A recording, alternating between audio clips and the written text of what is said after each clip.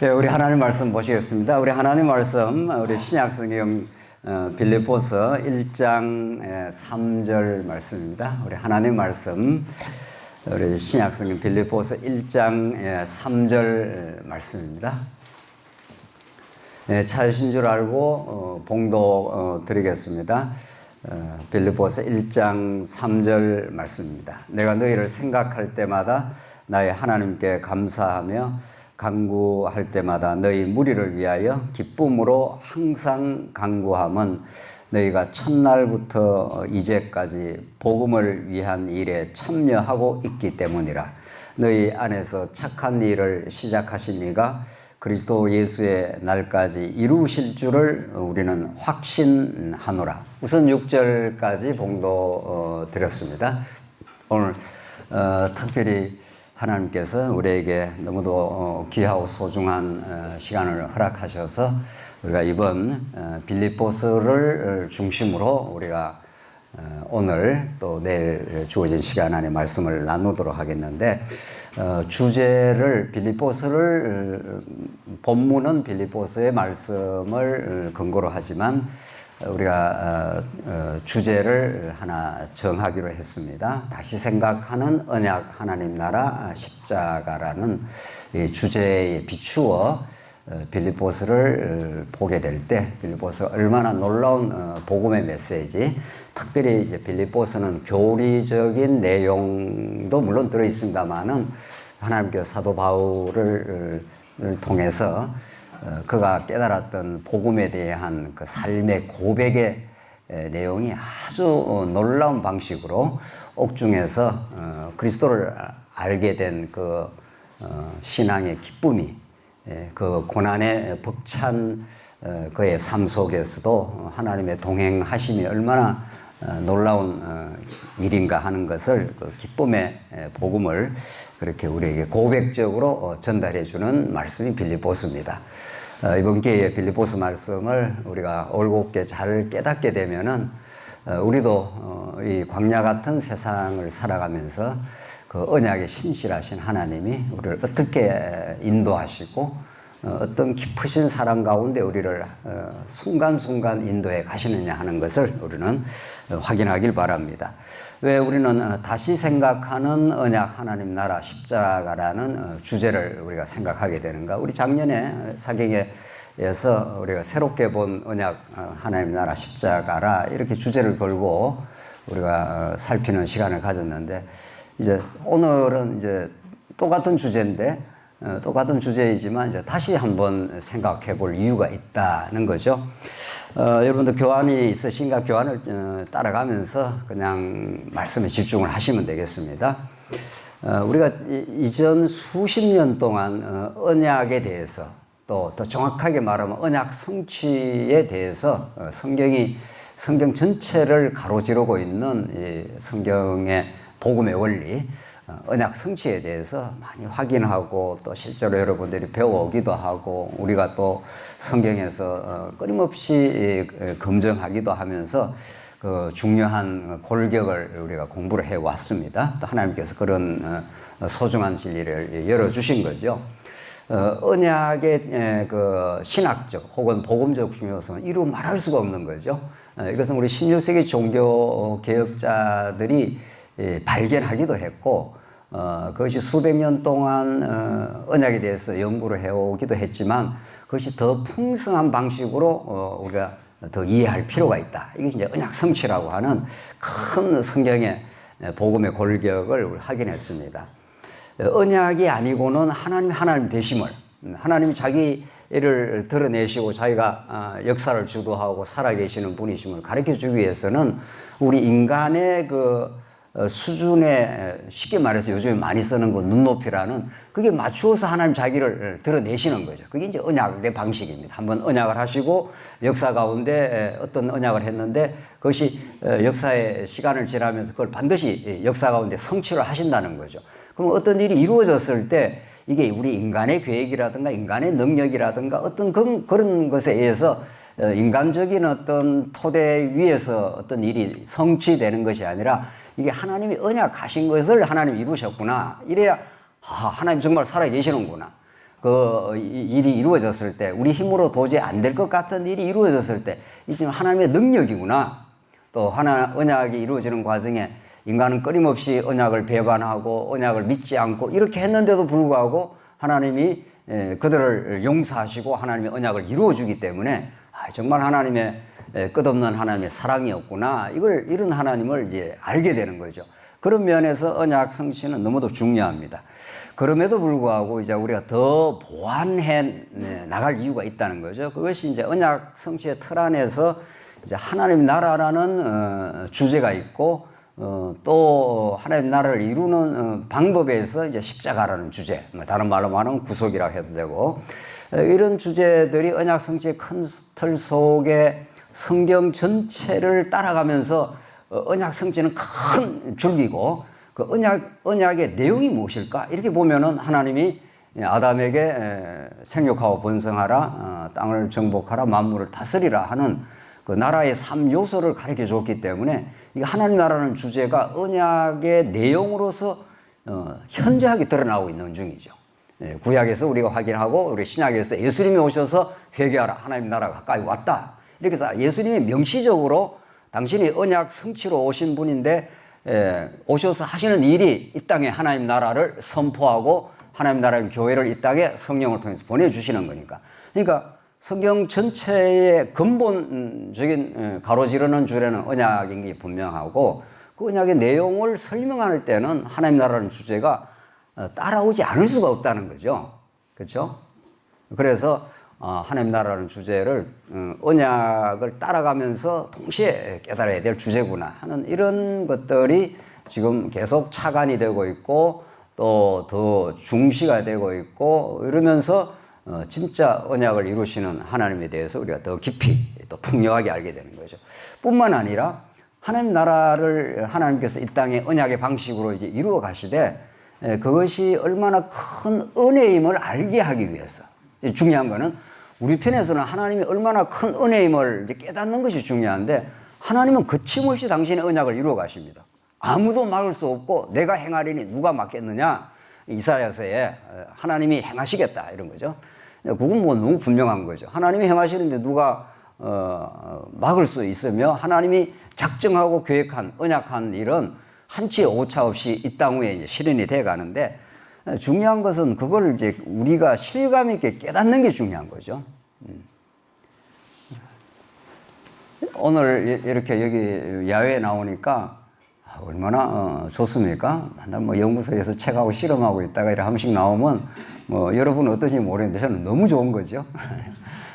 정말 이거 하나님이 지어놓은 자연 오늘 또 벚꽃 맞습니까? 이게 벚꽃인지 뭐 먹을 것이 잘 모르겠는데 벚꽃이 떨어지는 것도 얼마나 멋들어진지 말이죠. 이런 좋은 그런데 이게 자연 속에서 참 좋은 건데 우리가 깜빡깜빡 잊어버릴 때가 많은 거죠. 이 아름다운 이 자연에 오거나 꽃에 오면 좀 꽃이 아름답다 뭐 이러고 말 때가 많아요. 오늘 저도 지금 생각하니 그러네요. 지금 말하고 보니까 그러네요. 이렇게 이 멋들어진 이 벚꽃을 지으신 하나님이 놀라운 능력이 있습니다. 이렇게 안 했습니다. 제가 지금 좀 말하고 나니까 생각이 나네요. 이렇게 멋들어진 자연과 벚꽃을 이렇게 지으신 하나님의 능력이 참 솜씨가 참 멋있구나 이렇게 찬양을 하는 게 아니라 그냥 내 눈에 보이는 그냥 벚꽃이 좋다. 이 다 자기 중심이에요. 뭐 철두철미하게 인간은 자기한테 좋으면 좋다 그러고 또 조금 안 좋은 일이 있으면 또 뭐라 그러죠? 안 좋다고 막 절레절레 흔들지 막 그냥 머리를 막 흔들어대 안 좋다고 말이죠. 그 자기한테 좀 뭐 좋은 게 있으면 좋다 그러고 뭐 자기한테 안 좋으면 또 싫다 그러고 이게 이제 타고난 인간의 죄성이어서 우리는 진짜 이 벚꽃이든 뭐 좋은 역사 속에서 하나님의 은혜와 경륜 속에 우리가 존재하는데 그걸 잘 모른다는 거예요. 너무 좋은 데 있으면 좋은 줄 잘 몰라요. 오늘도 어떤 분이 이제 좀 심각하게 지방에 있는 분인데 아주 몸이 너무 안 좋다는 연락을 받고 좀 충격적이에요.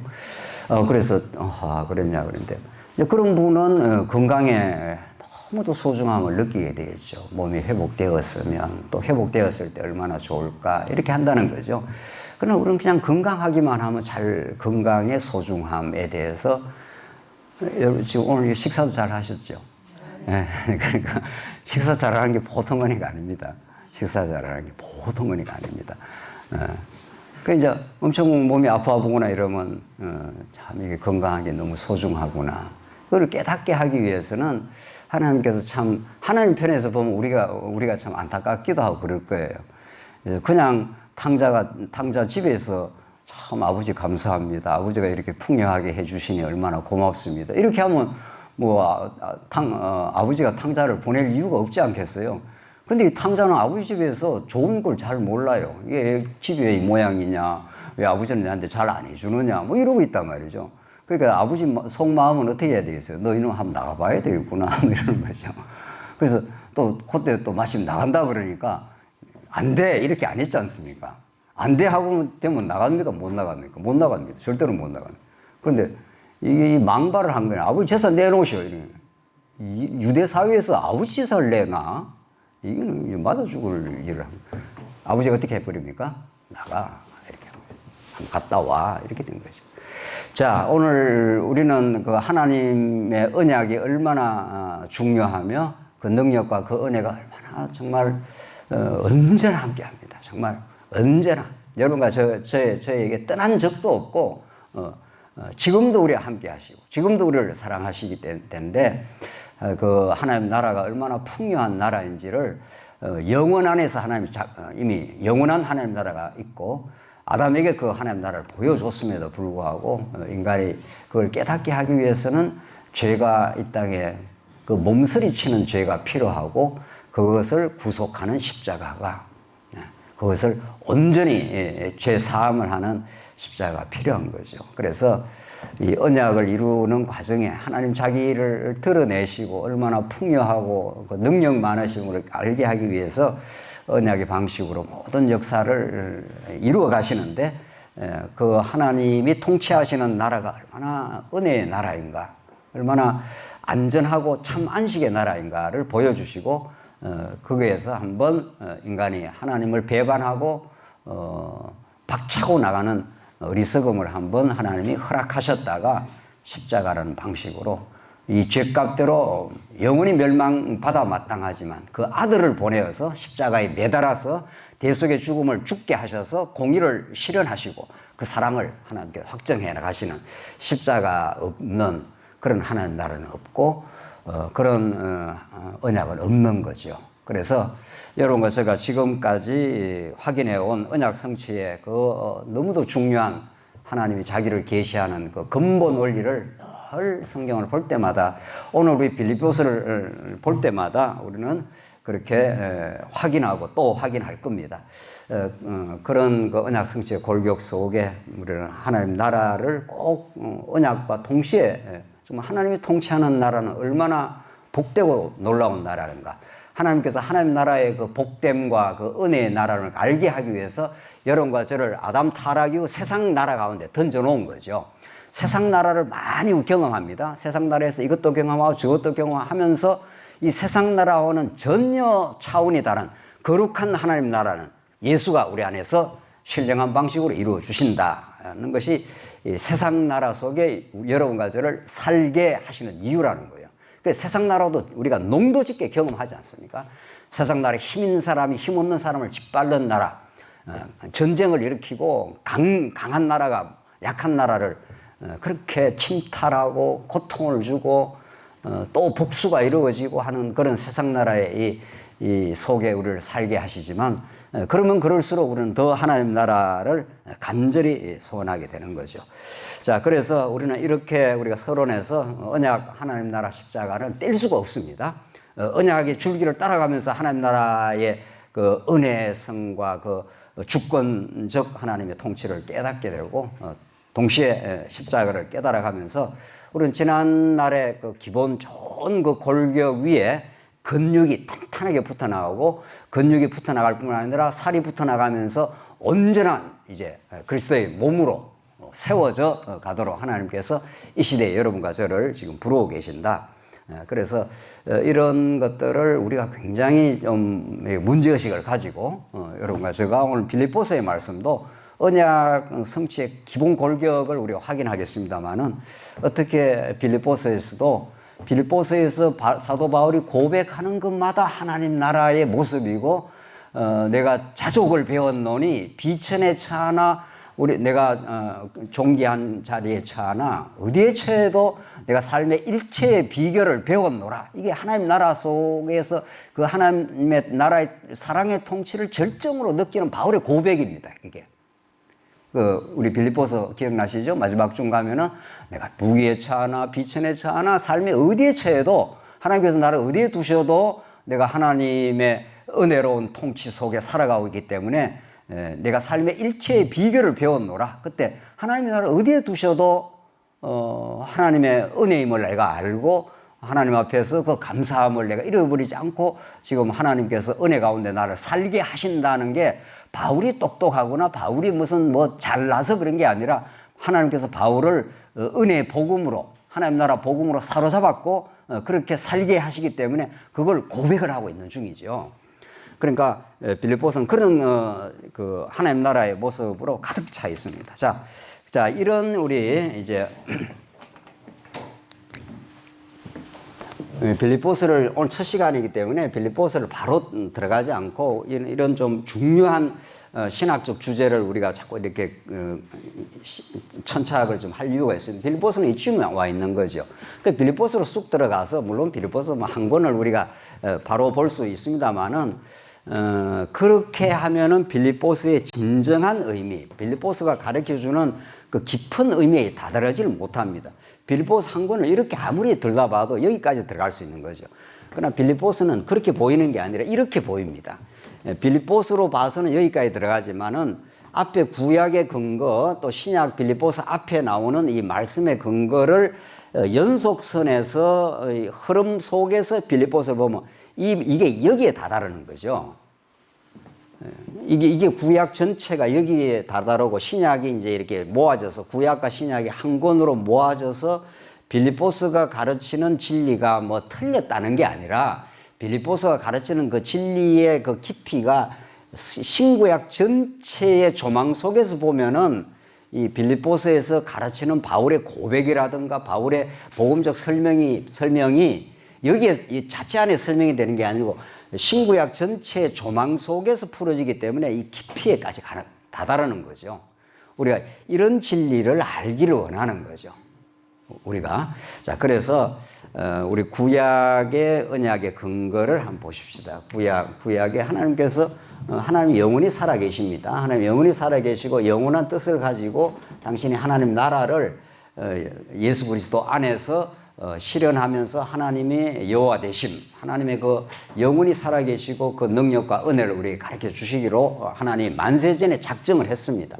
그것을 이제 아담을 통해서 아브라함을 통해서 모세를 통해서 다윗을 통해서 이렇게 구약에 착착 당신이 역사 가운데 언약을 맺고 언약을 이루어 가시고 해가는데 다 언약이에요. 다 모든 게 언약이다. 이렇게 이제 우리가 생각할 수 있지만 모든 건 다 언약인데 그 언약의 성격과 그 목적이 이렇게 다양합니다.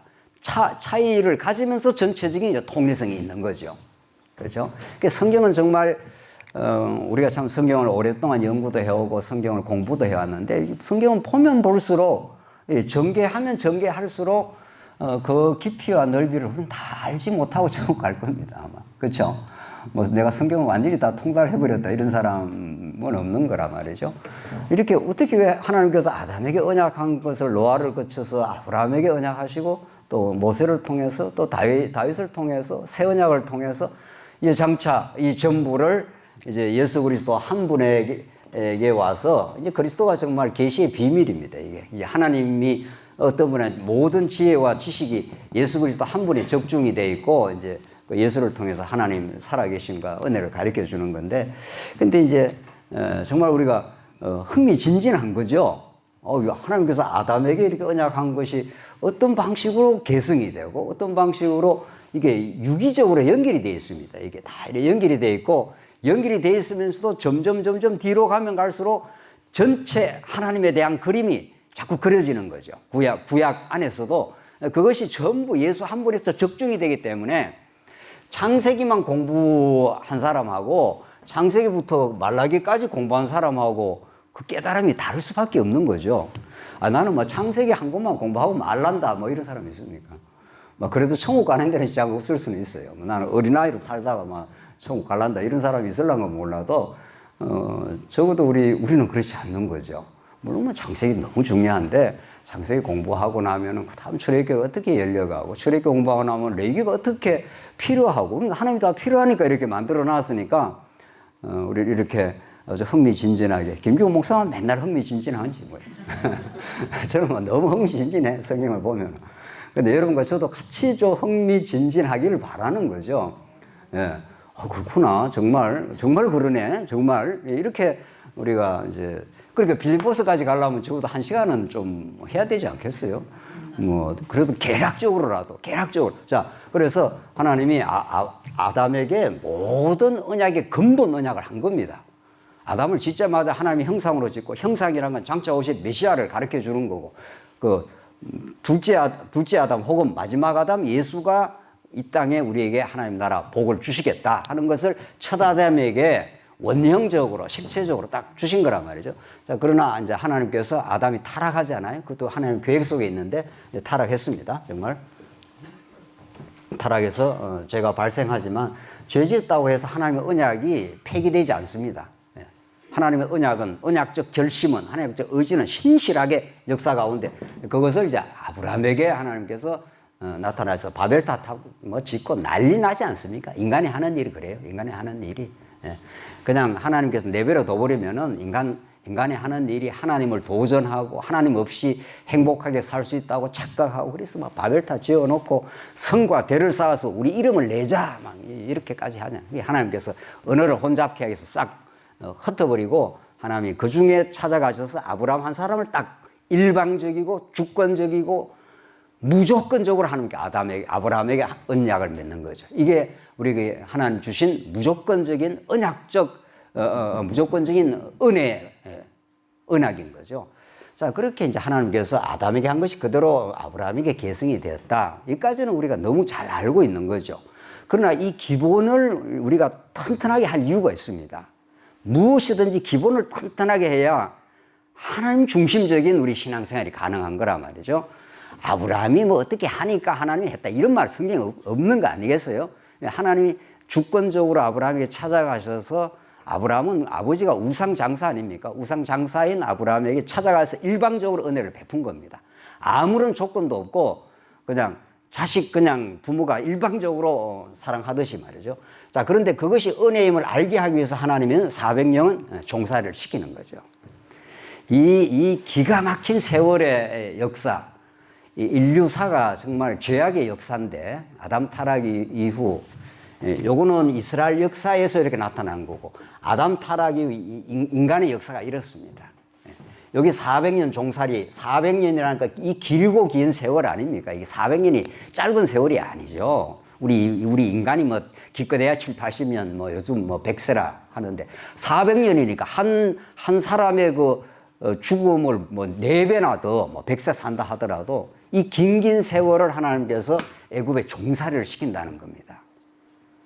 그러니까 참 하나님은 이해하기 정말 너무 어려운 거죠. 계시의 말씀이 아니면은 하나님이 자기 백성을 사랑하는데 어떻게 400년 동안이나 이스라엘 백성들을 이렇게 고통의 시간을, 그래서 나중에는 그 신음이 하늘에 닿아서 닿았다 그랬지 않습니까? 출애굽기에 보면은 이게 하나님이 자기 백성을 인도하시는 인도의 섭리라는 겁니다. 여기서부터 이제 하나님에 대한 오해가 생기고 하나님을 이해하기가 어려운 거죠. 왜 이러시냐 이거죠. 왜 하나님께서 우리 인생을 이렇게, 아까번에도 우리 권사님 기도한 대로 우리 인생이 이렇게 힘들고 어려운 시간들을 하나님께 주시느냐는 거죠. 그러니까 성경을 따라가면서 하나님이 하시는 이 일의 그 깊이를 보면은 봐야 성경은 정확하게 우리 인생 역사를 비추어내는 거울이고 하나님의 우리를 지금 섭리해가는 방식은 성경 정확한 원리대로 우리 삶이 진행된단 말이죠. 그러니까 400년이에요. 그러니까 스스로 나올 수가 없어요. 10재앙으로도 못 나와요. 마지막 10재앙 유월절 재앙으로만 나옵니다. 뭐 흑암재앙, 이재앙, 뭐 별재앙이 다 떨어지면 웬만하면 나올 것 같지 않습니까? 그러니까 절대로 인간의 힘으로는 죄악의 권세에서 못 나온다. 이걸 가르쳐 주는 거란 말이죠. 여러분과 제가 우리 이 땅에 살면서 내 힘으로 뭔가를 해내겠다고 만약 하는 일이 있다면 그 사람은 계속 우리 이사야서 우리 지난 수요일에 보면 계속 부딪히는 돌에 부딪히는 거죠. 걸림돌이에요. 자기가 뭔가 내 행위로 내 노력으로 뭘 하겠다 했을 때 계속 걸림돌에 부딪혀서 자기가 부서지는 과정을 우리는 거칩니다. 하나님 내 힘으로 할 수가 없네요. 그리스도를 의지할 수밖에 없습니다. 그러면 그게 걸림돌이 안 되고 무슨 돌이 된다 했습니까? 모퉁이 돌이 되는 거죠. 수요일 날 나오시라니까 안 나오시지 못 나. 뭐 혹시 직장도 있고 못 나올 수가 있죠. 못 나오면 꼭 저기 뭐죠? 예, 유튜브로 그걸로라도 들으셔야. 그래 뭐 이사야서를 공부해야 오늘 빌립보서하고 쭉 연결이 돼서 계속 지금 진행이 되죠. 뭐 이사야서를 까맣게 모르니까 또 걸림돌이 뭔가. 그러면 이제 벌써 연결이 잘 안 되는 거잖아요, 아무래도. 그렇죠? 자, 오늘 이제 빗나간 소리가 많은데, 지금 갈 길이 먼데 말이죠. 자, 좌우시간 지금 식사하시고 지금 좋으시는 것 같아서, 잠깐. 자, 그래서 이제 400년 종살이를 거쳐서 나옵니다. 이게 하나님의 언약을 이루는 방식이었습니다. 왜 400년 종살이를 거쳐야, 우리 힘으로는 할 수 없는데, 6월절 어린 양의 피를 문 지방에 문설주가 다 기둥 아닙니까? 문에다 막 전실의 피를 바른 거 아니겠어요? 그러니까 완전히 피가 그 문에 묻어 있는 그 길을 죽음의 사자가 지나가고 이스라엘 백성은 드디어 해방 역사를 있는 거죠. 그리스도의 피가 십자가에서 뿌려져야 그 십자가에 뿌려진 그리스도의 보혈의 피와 그 은혜와 그 공로가 여러분과 저의 심령에 뿌려져야 우리는 죄에서 해방을 얻는 거죠. 맞아, 이렇게 되는 거죠. 온전히 죄에서 해방을 받고 하나님의 은혜 속에 살고 우리가 과거에 어떤 죄를 지었든지 하나님께서 우리를 용서하셨고 용서하셨다는 것이 믿어지고 이렇게 된 거죠. 그러면 이제 세기를 이제 하나님이 통치하는 나라, 이 애굽은 세상 나라 아닙니까? 이 세상 나라에서 이제 하나님이 통치하는 나라로 하나님께서 인도를 해 가시겠다. 제가 시계를 안 가져왔네. 시계 좀 갖다 주세요. 시계 없습니까? 네.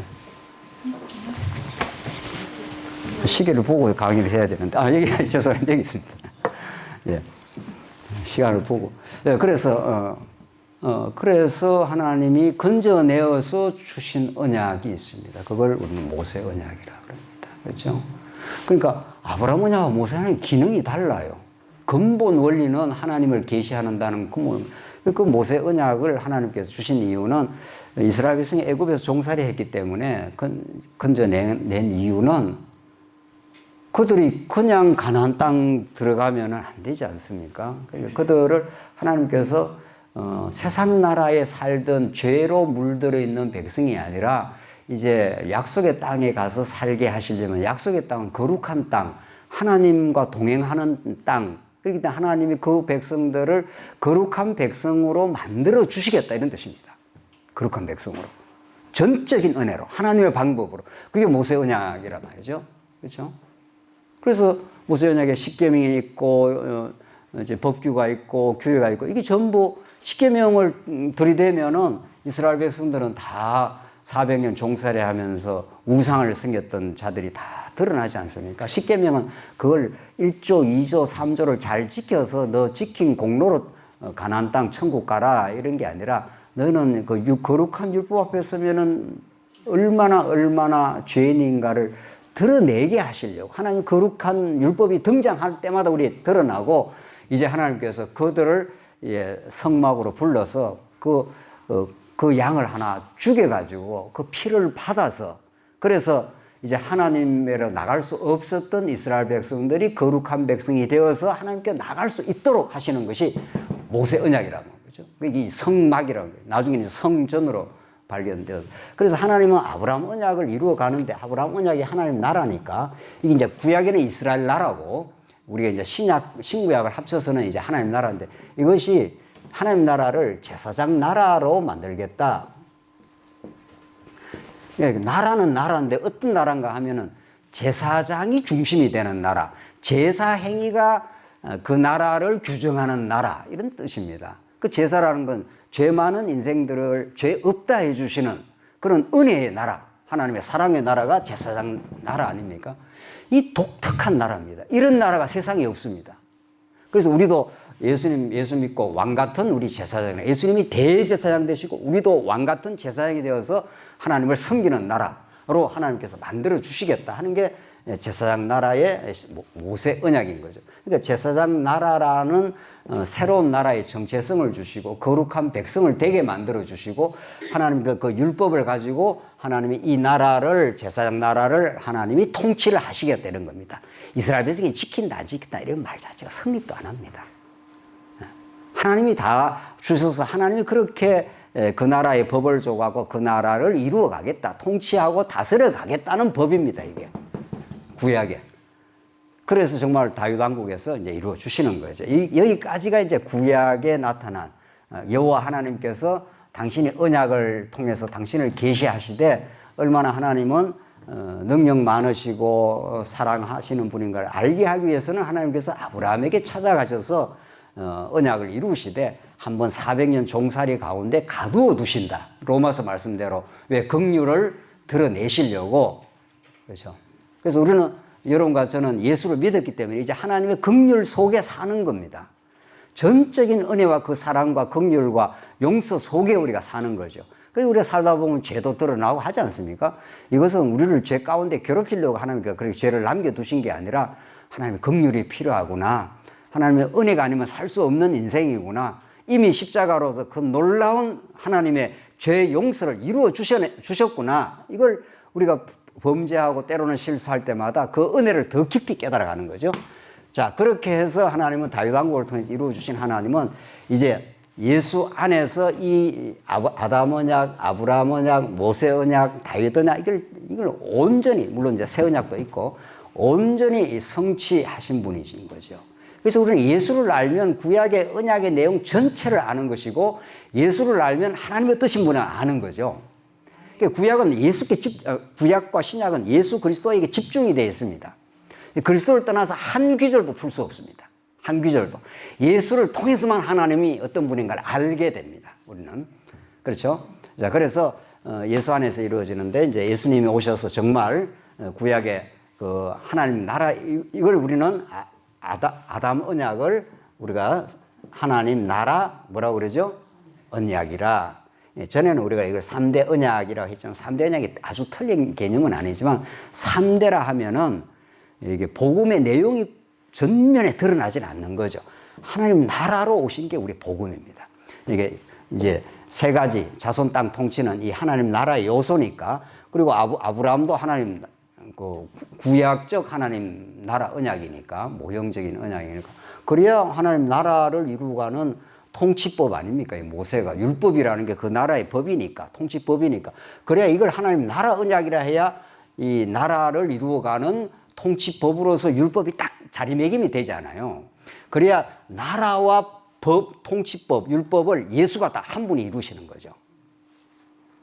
그래야 이게 하나도 빈틈없이 구약과 신약이 조금도 이렇게 다른 뭐가 빈틈이 생기는 게 아니라 정확하게 이제 예수 안에 정리가 되는 거예요. 예수님이 내가 회개하라. 내가 하나님 나라로 왔다. 이 고난 많은 세상에 이 죄악의 나라에서 완전히 새로운 하나님 나라에 내가 실체로 왔다. 그래서 예수님이 하나님 나라를 선포하고 하나님 나라는 이런 것이야. 겨자씨 비유를 통해서 뭔가 비유들이 전부 하나님 나라는 이런 거다 하는 걸 보여주시고 그 하나님 나라를 이루는 방법이 이제 드디어 십자가로 이루시는 거죠. 그렇죠? 네. 이 죄인인 우리는 죄인이 아무리 노력해도 죄밖에 못 짓습니다. 죄인은 열심히 노력하면 죄만 자꾸 짓는 거죠. 그 죄인이 완전히 새롭게 하나님께서 바꿔내는 거죠. 그게 구약의 율법이라는 겁니다. 그게 성전에서 완전히 거룩한 백성으로 완전히 삼아 주시고 우리 신약적으로 말하면 옛사람을 죽이고 예수 안에서 옛사람을 다 죽고 예수 안에서 새 사람이 어떻게 해요? 살아난 거예요. 그러니까 여러분과 저는 지금 옛사람으로 사는 게 아니라 뭘로 사는 겁니까? 새 사람으로 사는 겁니다. 거룩한 백성이 되어버렸어요. 거룩한 백성이.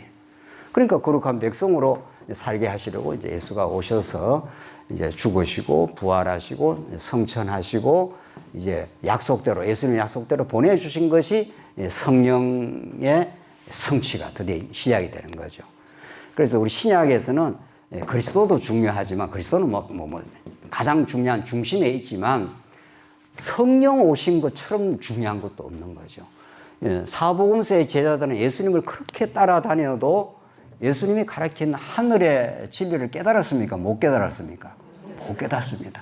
그냥 귓전으로만 듣고 끄떡끄떡 했다가는 또 딴소리하고 그런 거죠. 우리 애들 부모가 뭐 이야기하면 엄마 아버지 눈치 앞에서는 고이 끄떡 했다가 또 돌아가면 뭐 딴소리 하듯이 말이죠. 제자들이 꼭 그랬습니다. 하나님 나라는 이런 것이야 라고 예수님이 얼마나 하늘의 비밀을 가르쳐주면 제자들은 저끼리 모여갖고 뭐 했습니까? 누가 오른편 왼편이 안 나냐. 그건 이제 세상 나라에서 지금 누가 어제 투표했습니까? 그제 세상 나라 난리 났지 않습니까? 난리. 그게 세상 나라예요. 서로 뭐 심판하겠다고 난리도 그런 난리가 없어. 그래서 우리는 막 투표하면서 온몸으로 세상 나라를 경험하는 거지 뭐. 어느 당이 이게 잘난 거야. 또 누가 그래요? 또 민심은 언제나 옳은 것입니다.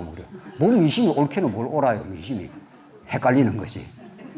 그게 민주주의가 옳다 이 말이거든요. 그 말은 사람 많은 게 옳다 이 말이에요. 천부당 만부당이에요. 사람 많은 게 절대로 옳지 않아요. 민주주의처럼 어리석은 정치 제도 없어요. 알고 보면 뭐 인류가 만들어낸 최고의 정치 제도라 그러는데 그거 헛소리예요. 우리 성경적으로 보면 다 헛소리예요. 세상에 살면서 우리는 그런가 보다가 뭐 그런 소리 하면 뭐 그냥 일리가 있다 뭐 이렇게 이야기하는 거지만 예수만 언제나 옳습니다. 민심이 언제나 옳은 게 아니고 예수만 언제나 옳습니다. 예수가 하나님 나라와 그의 의로 오신 거니까. 그러니까 여러분과 제가 이 세상에 살긴 하지만 전혀 다른 세계에 우리는 살고 있는 겁니다. 전혀 거룩한 나라 속에 살고 있고 기준도 다르고 평가 기준도 다릅니다. 심판의 잣대도 다릅니다. 우리는. 이걸 우리가 느낄 때 우리는 이게 정말 우리를 흑암의 권세에서 사랑의 아들의 나라로 옮기셨나니 하는 게 그런 말이라고요. 그래서 성령이 오셔야 하늘의 진리가 깨달아집니다. 여러분과 제 귀에 이게 우리가 지금 예수를 믿는다는 것은 우리 세상 나라에 우리는 살기를 했지만 육신은 세상 나라에 살지만 전혀 신령한 거룩한 나라 속에 들어와 있구나. 그것을 이제 사도행전부터 이제 실현해 나가는 거죠. 이 땅에 하나님 나라가. 그래서 에베소 교회, 빌립보 교회가 탄생을 해 나가는 겁니다. 여기는 대통령이 지배하는 나라도 아니고 민중들이 이렇게 합의해가지고 이렇게 하도록 하자. 이렇게 해서 우리가 이 교회를 끌어가는 것도 아닙니다. 궁극적으로 말하면. 모든 성도가 예수가 뭐라고 말하는가? 하나님이 뭐라고 우리에게 옳은 것이 뭐라고 진리를 말하고 있는가? 거기에 합의한 사람들이 진리 안에서 교회를 세워가는 나라인 거죠. 다릅니다. 전혀 다릅니다. 우리는 왕정도 아니고 민주정도 아니에요. 그리스도 정치 체제 속에 우리가 살고 있는. 자, 그래서 성령이 오시면 전혀 새로운 나라를 건설해 가시는 가운데 하나님께서 사도행전, 이제 로마서, 고린도서, 갈라디아서, 에베소서, 지금 오늘 빌립보서가 들어있는 거죠. 그렇죠? 그래서 우리 빌립보서를 이제 들어가겠는데 둘째 시간 빌립보서 말씀을 이제 빌립보서를 들어가기 전에 적어도 빌립보서는 에베소서, 빌립보, 골로새, 데살로니가 전후서, 디모데 전후서, 디도, 빌레몬까지. 여기가 우리가 한 단위로 보지 않습니까? 한 단위. 앞에는 양육의 복음이라 그러고 여기서부터 빌립보서부터 에베소서부터 빌레몬서까지를 우리 한 단위로 보는 겁니다. 이 아주 굵직굵직하게 이게 양육이고 이제 무장 단계로 교회가 이제 든든하게 무장될 때 이게 빌립보서 바로 앞에 뭐가 들어 있다고요? 에베소서가 있습니다. 그러니까 빌립보서에 쑥 들어가 버리면은 빌립보서는 복음 그 자체에 대한 체계적인 설명을 하진 않아요. 뭐 체계적인 설명 안 하니까 뭐 복음이 없다 이런 말은 아니고 에베소서의 이 진리로 무장시키는 에베소서를 전제로 해서 빌립보서가 딱 붙어 있습니다. 이게 지금까지 성경 해석학사에서는 조명되지 않는 부분이에요. 지금까지. 그럼 빌립보서만 보면 빌립보서가 하나님의 말씀이니까 보면 되지. 그럼 보면 되죠. 보면 빌립보서 본다고 문제가 안 된다는 말이 아니라 빌립보서 안에도 복음이 들어있고 빌립보서에도 신앙 고백이 절절하게 들어있긴 합니다. 그러나 적어도 우리가 빌립보서 앞에 무슨 말씀이 있고 빌립보서 뒤에 골로새가 무슨 말씀이 있는가, 하나님은 이걸 66권을 성령 하나님께서 감동해서 기록만 한 게 아니라 우리는 뭐까지 믿는 거죠? 기록만 한 게 아니라 한 권 한 권을 기록만 한 게 아니라 이거 묶을 때 어떻게 했다고요? 편집까지도 순서까지도 하나님 누가 역사하셔요? 예, 그걸 이제 교회 역사가들은 자꾸 그냥 교회 회의가 66권을 정했다 그러는데 그게 아니라 성령께서 편집할 때까지도 역사하셔서 창세부터 계시록까지 순서까지도 우리는 하나님의 주권적으로 섭리를 하셨다고 봅니다.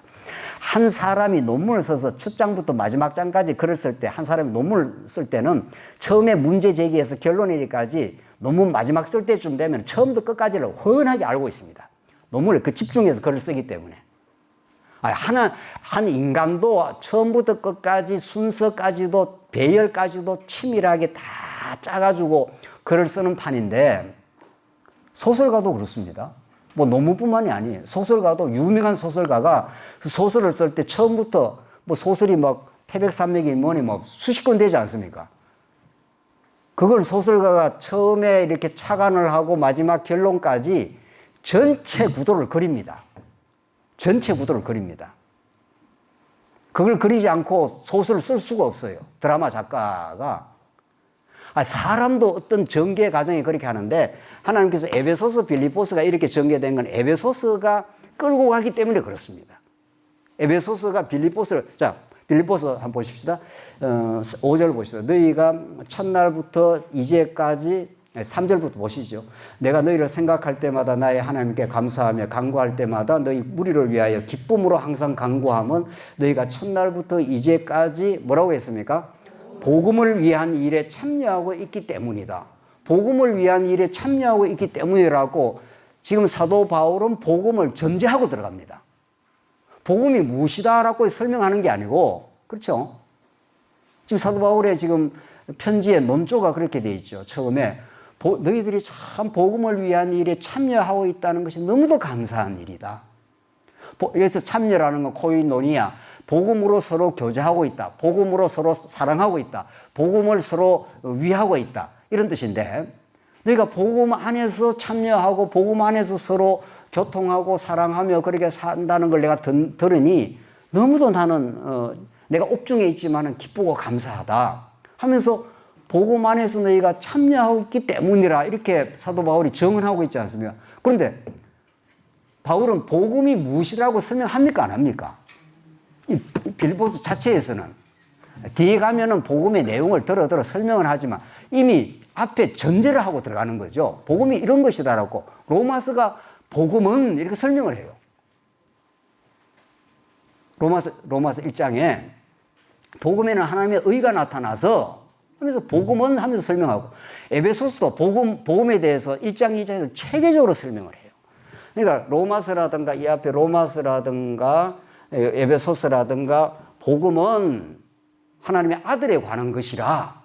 그래서 로마서에서 복음이란 건 그 아들에 관한 것이라고 해서 복음에 대해서 정식으로 설명을 해 들어가고 있어요. 로마서가. 에베소서는 복음이란, 하늘의 신령한 복이란 창세 전에 하나님께서 어떻게 하셨다고요? 예수 그리스도 안에서 우리를 뭐 하셨다고? 예정하사. 이게 복음이라는 거예요. 창세 전에 하늘의 신령한 복을 우리에게 복 주시되, 복을 주시되 하는 게 복음을 우리에게 가르쳐 주시되, 그 복음이라는 건 창세 전에 하나님께서 예정하신 거고, 그리스도 안에서. 그리스도가 우리를 위해서 구속하신 것이고 성령이 우리를 인치신 것이라. 이렇게 해서 에베소서는 빌립보서가 전제하는 복음에 대해서 체계적으로 설명을 하고 있습니다. 에베소서. 그러니까 에베소서를 우리가 분명히 깨닫고 에베소서의 복음을 알고 나면은 이런 복음을 사도 바울이 빌립보 교회도 전달해 줬고, 너희들이 이 복음을 들었지 않았느냐? 이런 복음으로 너희가 서로 복음 안에 교제를 한다는 것이 너무도 나는 참 감사하고 기쁜 일이다. 그래서 너희를 위해서 내가 늘 기도를 하고 있다. 지금 그 말을 하는 거죠. 지금 빌립보서 그 말을 하죠. 자, 그렇다면은 이 빌립보서를 이해하기 위해서 뭐를 우리는 개략적으로라도 오늘 이해를 하고 들어가야 되는 거죠. 그렇죠? 그렇게 우리가 이렇게 오늘 이 에베소서에 어떤 정말 깊고 깊은 에베소서의 복음을 증거하고 이런 복음을 사도 바울이 에베소 교회도 전달해 줬고 빌립보 교회도 전달해 줬고 어느 교회도 그 복음을 전할 거 아니에요. 이번에 우리가 인도에 가서도 복음을 전했을 때 우리 장안종한테 전했던 그 복음을 또 전한 거 아니에요. 창세전에 우리를 계획하사 예정하사 그 복음을 전한 거죠. 어디를 가도 똑같은 복음을 전하는 거 아니겠습니까? 그래서 사도 바울은 내가 지금 옥중에 있다. 옥중에서 내가 너무도 고통스러운 육신의 현실 속에 있고 언제 죽을지 모른다. 그런데 내가 너희를 생각할 때마다 하나님께 감사한다. 간구할 때마다 너희 무리를 위하여 기쁨으로 항상 간구하며 이렇게 내가 감사하고 기쁨이 있다. 이 고통스러운 옥중에 있지만 왜냐하면 너희가 첫날부터 이제까지 복음을 위한 일에 참여하고 있기 때문이다. 그 하나님이 어떠신 분이라는 거, 이 우주를 창조하시고 지금 섭리하시고 예수 안에서 그걸 이루어내시고 십자가로 증명하신 그 복음, 우리 영원히 사는 길, 이 땅에 우리가 고난받고 이 땅을 살아가는 궁극적 목적, 이게 더 복음이라고요. 그게 에베소서에서 창세전에 하나님께서 우리를 예정하지 않았느냐? 그것을 십자가의 방식으로 너에게 확정하지 않았는가? 이런 놀라운 메시지는, 굿뉴스는, 좋은 소식은 세상에 어떤 책을 봐도 나오지 않는다. 이게 성경이 가르치는 복음이다. 그리고 그걸 깨닫게 하기 위해서 성령을 보내셔서 하늘의 진리를, 우리가 땅에 발을 디디고 살지만 하늘과 땅을 통일시킨, 이게 에베소서에 나오는 말씀이에요. 우리가 땅에 살지만 우리는 이미 허물과 죄로 죽었던 우리를 살리시고 예수와 함께 일으키시고 하늘 보좌에 우리를 어떻게 하셨다고요? 앉히시니. 언제 그런 말이 있었나? 이러면 이제 빨리 이제 오늘 저녁에 에베소서 2장을 찾던가 뭐 집에서 다시 확인하던가 해야 되는 거죠. 저는 이제 대학 때라 에베소서를 뭐 몇 번이나 강론을 했으니까 이제 아는 걸로 전제를 하고 이제 지금 이야기를 하는 거죠. 하늘에 앉히시니 이렇게 되어 있어요. 그러니까 우리 몸은 이 땅에 있지만 믿음 안에서는 여러분과 제가 어디에 앉아 있습니까?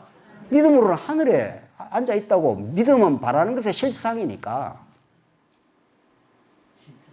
그러니까 우리는 이 세상에서 세상 나라가 규정하는 자기 정체성으로 살지 않습니다. 오늘도 아버님 우리 잠깐 이렇게 산책을 하다가 뭐 예수님의 얼굴이 좀 뭐 볼품이 없다, 뭐 좀 못났을 거다 그런데 그래 내가 그랬어요. 그 질문에서 그 잘난 기준이 뭐죠? 내게 물었어요. 뭐 잘났다는 게 우리는 잘났다 못났다는 뭐 기준이 있는 모양인데 잘났다는 기준이 뭡니까 여러분은? 미스 코리아가 잘났습니까? 네. 그게 옛날에는 좀 뚱뚱해야 그게 미인의 기준이랍니다. 요즘에는 어떻게 해요? 좀 설림해야지요. 여기 어느 권사님처럼 말이죠. 좀 이렇게 설림해야 그게 미인의, 옛날에는 좀 부품한 사람이 그게 미인의 기준이랍니다. 뭐가 잘난 거예요? 그러니까 우리는 세상이 만드는 그 기준 따라서 오락내락 하는 거예요. 뭐 잘났다 하면 또 그게 잘났는가 보다. 또 못났다 하면 그게 못난 거다. 안 그렇습니다. 하나님 보실 때 여러분과 제가 다 잘났습니다. 너무 잘났어요. 너무 거룩하고 너무 멋들어져요. 너무 멋들어져요. 하나님 보실 때는 우리가 너무도 멋있어요. 네. 탕자가 돌아와서 내가 하늘과 아버지께 죄를 지어 싸우니 내가 볼품없는 인생이니, 그러니까 아버지 무슨 소리야. 막 끌어안고 난리 나죠. 네. 너는 내게 가장 소중한 아들이다. 네. 아버지 앞에서 넌 내 최고의 아들이야. 이렇게 말하고 있지. 잘났다 못났다 뭐 잘한다 못한다 이게 다 쓸데없는 소리입니다. 교회 안에서 뭐 잘한다 못한다는 것도 없습니다. 근데 하나님께서 믿음을 주시면 참 믿음의 길을 잘 걸어가는 거고, 아직 좀 믿음을 좀 덜 주시면, 뭐 덜 주신다는 표현도 하나님 조금 그러면은 조금 뭐 그냥 그렇게 살 수도 있는 거죠. 뭐 그렇게 살 수도 있는 겁니다. 그러니까 조금이라도 믿음에 먼저 들어와 있고 믿음으로 하나님 경주하는 사람은 더 그렇게 전진해 가면 되는 거죠. 그러면 뒤따라가는 사람이 그걸 보고 저게 믿음의 길이구나. 우리 1년 전에 우리 권사님 내일 나와 특송하세요. 오래 신앙생활 하셨으니까 좀 나와서 이제 특송도 하시면, 우리도 나중에 나이가 들면 저렇게 참 우리 앞에 이렇게 앉아 계시니까 얼마나 좋습니까? 감사한 일인 거죠. 그렇죠? 그렇게 우리가 그냥 믿음 생활을 잘 하면 그걸로 너무 행복한 겁니다. 그럼 그걸 보고 뒤에 후진들이 따라오는 겁니다. 그건 너무 분명해요. 사도 바울이 내가 그리스도를 향해서 달려간다. 빌립보서에서 빌립보서에 그렇게 말해요. 내가 그리스도를 향해 지금 달려가고 있는 나를 본받아라. 사도 바울을 본받아라가 아니에요. 내가 그리스도를 향해서 지금 달려가고 있는 그런 믿음 안에서 내가 달려가고 있는 그런 그리스도를 향해 가는 그를 본받아라. 이런 뜻이에요. 바울은 아주 당당하고 너무 멋있어요. 너무 멋있어요. 자기 인간의 뭐를 본받아라 이런 게 아니라는 거예요. 자, 그래서 정말 에베소서가 하늘에 우리를 앉히신 복음. 그래서 우리는 이 땅에 살지만 너무도 거룩한 하나님의 백성 된 복음. 이 땅에 우리가 고난도 겪고 참 수모도 당하고 참 이런저런 평가도 당하면서 우리가 얼마나 어려움을 겪을 때도 있지만 심지어 교회 안에서도 그러나 하나님께서 우리를 이미 거룩한 백성 삼아주시고 죄 없다 해주시고 하늘 보좌에 왕같은 지상으로 앉히신 그 복음, 그 복음에 사도 바울이 벅찬 겁니다. 정말 내가 너희들에게 전했던 이 복음은 이런 복음이다. 근데 너희들이 그 복음 안에서 교제를 하고 있다니 참 내가 너희를 생각할 때마다 감사하고 기쁨이 있다. 그 복음으로 교제하는 그 교제 안에 순수함과 감사함과 서로를 존중함과 그게 나오는 거란 말이죠. 세상적으로 평가하거나 못났다 잘났다 이렇게 안 합니다. 그 믿음 안에 살아가는 성도들은. 그래서 좀 부족한 게 있으면은 위에서 기도해 주고 물론 사랑에 뭐 권면해 줄 수는 있어요. 부족한 게 우리가 주변에 보이거나 하면은 그러나 그것이 다 사랑의 토대에서 그렇게 하기 때문에 그 사람이 더 한 걸음 더 전진할 수 있는 디딤돌을 놔줌으로 그 사람이 잘 믿음 안에 전진해 갈 수 있도록 이게 성령이 역사하시는 하나님의 나라고 그게 복음 안에서의 너희가 참여하고 있다. 오늘 우리 첫 시간 이런 복음이 바울에게 어떻게 역사를 했고 빌립보 교회가 어떻게 전달이 되었기 때문에 사도 바울은 다시 빌립보 교회가 안에 좀 내분이 생겼어요. 순두개와 요데아가 내분이 생겨 어려움이 좀 생겼단 말이죠. 그 소식을 바울이 들었습니다. 그러니까 지금 빌립보 교회는 안에는 약간의 그 갈등이 있었고 밖으로는 또 대적들이 늘 초대교회 당시에 대적들의 도전이 유대주의의 도전이 있었기 때문에 안팎으로 지금 교회가 실현 중에 있습니다. 빌립보 교회가. 그 소식을 듣고 바울이 다시 복음은 이런 것이다. 복음은 넉넉히 그런 시련과 갈등을 극복하고 성숙의 길을 가게 만들어 주실 것이다 하면서 바울이 고백하고 있습니다. 첫 시간 정도로 하고 조금 쉬었다 가시죠.